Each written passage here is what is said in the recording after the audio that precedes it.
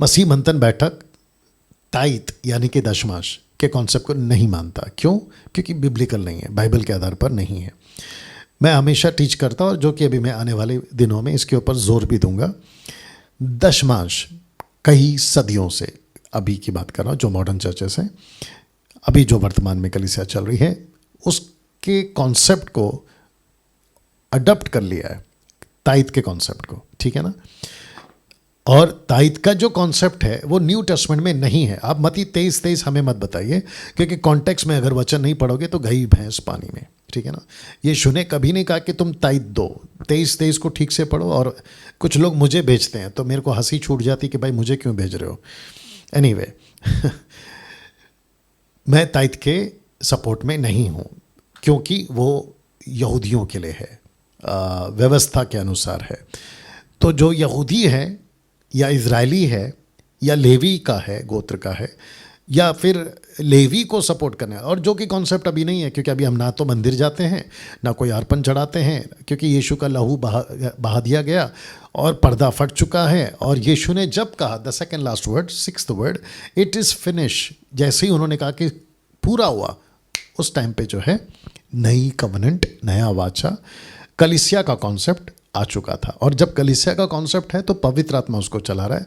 तो पवित्र आत्मा ने, यीशु जी ने, पतरस ने, पौलुस ने, किसी ने भी न्यू टेस्टमेंट में दशमांश का कॉन्सेप्ट नहीं सिखाया। हाँ, यीशु ने, पतरस ने, पौलुस ने या फिर किसी और ने ये ज़रूर कहा है कि दो। और यीशु खुद कहते हैं, एक्ट्स चैप्टर 20:35 आई गेस, 31-35 ऐसा कुछ है। पौलुस ने यीशु का स्टेटमेंट कहा, उन्होंने कहा कि यीशु खुद कहते हैं कि लेने से देना भला है, देना भला है। और दूसरा कुरिन्थी, ये जो नीचे आपके वचन है 9:7, पौलुस कहता है कि हर्ष से दो, 10 क्यों दे, और ये 10 का दबाव क्यों। अच्छा, मैं खिलाफ इसके लिए हूँ और बड़ा सख्त खिलाफ हूँ ताइत के, बड़ा सख्त खिलाफ हूँ। मैंने इसके ऊपर बहुत स्टडी की है, ठीक है ना, इसलिए मैं ये शब्द बोल रहा हूँ, मैं बड़ा सख्त खिलाफ हूँ। मैं वजह बताता हूँ आपको, मैं टीचिंग नहीं दे रहा हूँ, लेकिन आया है तो बता देता हूँ। ये चल रहा है दूसरा वाला, ये अलग से कैमरा है जो रिकॉर्ड हो रहा है, तो मैं यहाँ पे भी देख के बात करूँगा, क्योंकि मैं सख्त खिलाफ इसलिए हूँ दशमांश के, ताइत के, क्योंकि कुछ सेवक लोग, pastors, apostle, so called international, national, old testament के मलाकी 3:10 को, नेहमिया की किताब में से दशमांश के कॉन्सेप्ट को, ओल्ड टेस्टमेंट के मूसा के सिखाए हुए दशमांश के स्क्रिप्चर्स को ऐसा सिखाते हैं कि मानो कलीसिया डर जाए। और कलीसिया डरती भी है, और कलीसिया को एक डरा के लेते हैं और दूसरा लालच में। तो मैंने कई बार कहा है, परमेश्वर को आप कभी भी डर से कुछ नहीं देना, ना लालच से कुछ देना, क्योंकि परमेश्वर बिकाऊ नहीं है। आपने ठीक सुना रिपीट करूं, परमेश्वर बिकाऊ नहीं है, आपको ये समझना है। अच्छा, कुछ लोगों का सोच है, क्योंकि आ गए ना मार्केट में उल्टे सीधे लोग, कहते हैं कि अगर आप जितना हर्ष से दोगे प्रभु उतना खुश होगा। ये मेरे भाई गलत टीचिंग है ये। परमेश्वर को पैसे से कोई खुश नहीं कर सकता। आपको याद होगा, अभी दे देता हूँ लगे हाथ, यीशु ने अपने चेलों की तरफ देखकर कहा कि देखो, मंदिर में 2 टाइप के लोग ऑफरिंग डाल रहे हैं या दान डाल रहे हैं, XYZ। एक थी विधवा, एक था धनवान।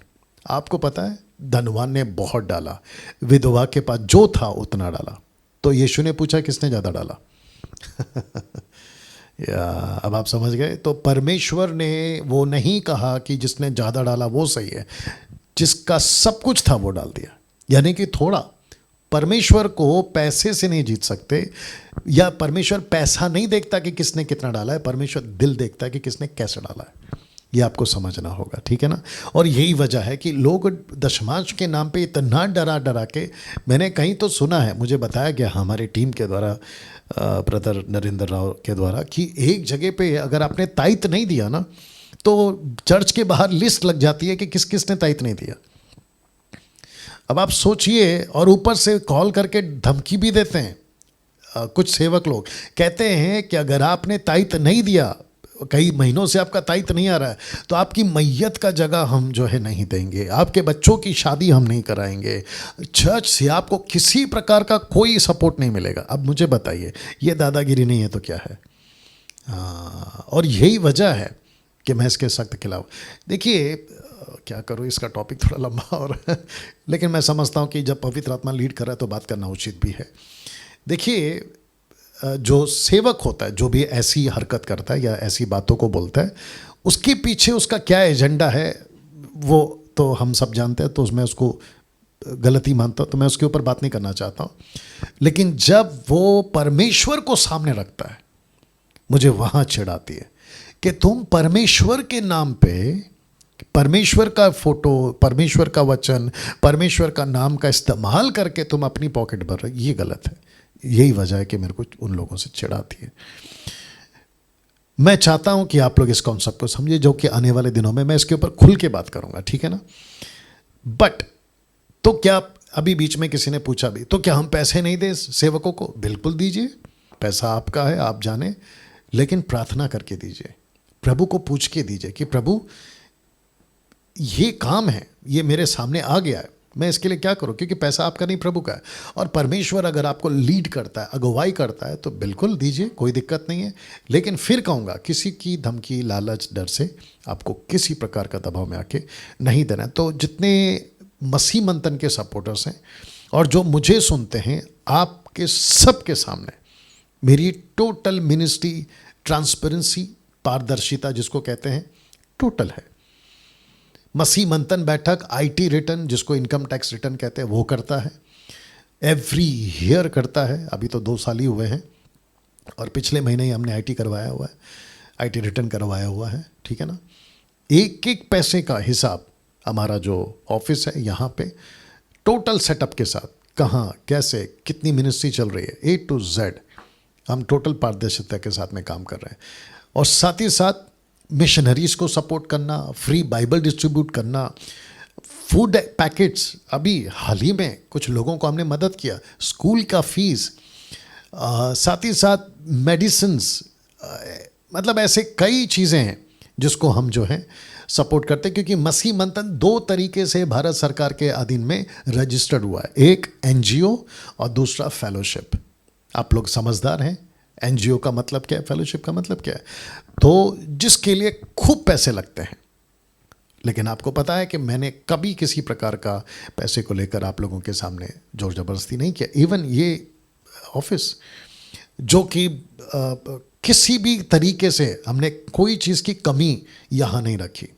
और जो विज़िट करेगा, आने वाले दिनों में मैं बताऊंगा कि कैसे विज़िट करेंगे और उसका तरीका क्या है, तो आप खुद ही अपनी आंखों से देखोगे कि किस तरीके से इसको हमने बनवाया हुआ है। और आप अभी सेटअप देख लो, है ना। तो मेरा कोई वीडियो नहीं आया ना मार्केट में कि इसके लिए इतना लगेगा, उसके लिए इतना, बिल्कुल नहीं। या तो इसका ख्याल रखें। तो जो मंथली सपोर्टर्स हैं, आप ये नंबर पे कॉल कर सकते हैं और मैं चाहता हूँ कि आप लोग बढ़ चढ़कर हिस्सा लें। लेकिन फिर कहूँगा, ना लालच से, ना किसी डर से, आपकी मर्ज़ी से आपको आगे आना है इस वचन के मुताबिक।